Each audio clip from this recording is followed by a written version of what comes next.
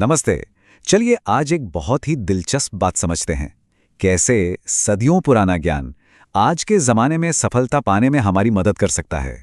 तो शुरुआत एक ऐसे आंकड़े से करते हैं जो शायद थोड़ा चौंकाने वाला लगे। कहते हैं कि दुनिया में 90% लोग पैसा तो कमा लेते हैं, लेकिन उन्हें वो सच्ची वाली खुशी, वो सुकून कभी नहीं मिलता। और यही आंकड़ा दिखाता है कि आज की भागदौड़ भरी जिंदगी में हम सब एक अजीब सी कश्मकश में फंसे हैं। पैसा कमाने की होड़ है जिसमें कई लोग शॉर्टकट अपनाते हैं, दूसरों को पीछे धकेलते हैं, और ये सब एक बहुत बड़ा सवाल खड़ा करता है। इसे ही कहते हैं पैसे का विरोधाभास, द मनी पैराडॉक्स।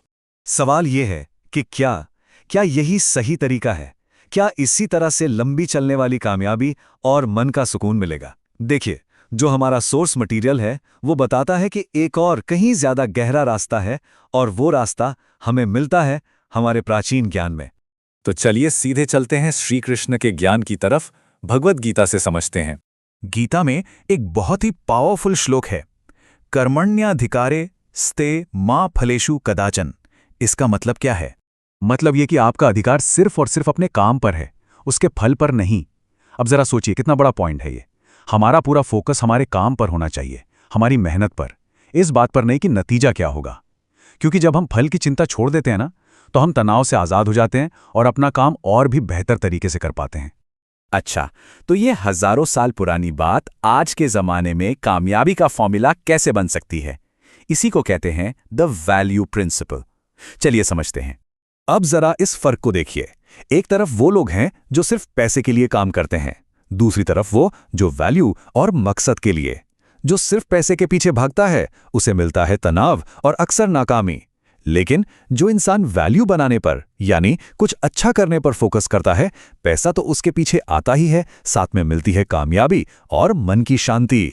तो पैसा कमाने का सही तरीका क्या है? 3 सीधी सीधी बातें हैं। पहला, ईमानदारी से काम करें। दूसरा, लोगों को असली वैल्यू दें, उनकी कोई जरूरत पूरी करें। और तीसरा, लंबी सोच रखें, शॉर्टकट ना अपनाएं। और हाँ, ये सिर्फ किताबी बातें नहीं हैं, इसका सबूत हमें असल जिंदगी में भी मिलता है। हमारे जमाने के बड़े बड़े बिजनेस लीडर्स को ही देख लीजिए, जैसे रतन टाटा। उन्होंने कभी शॉर्टकट नहीं अपनाया। उनका ध्यान हमेशा इस पर रहा कि वो अपने कस्टमर्स और समाज को क्या वैल्यू दे रहे हैं।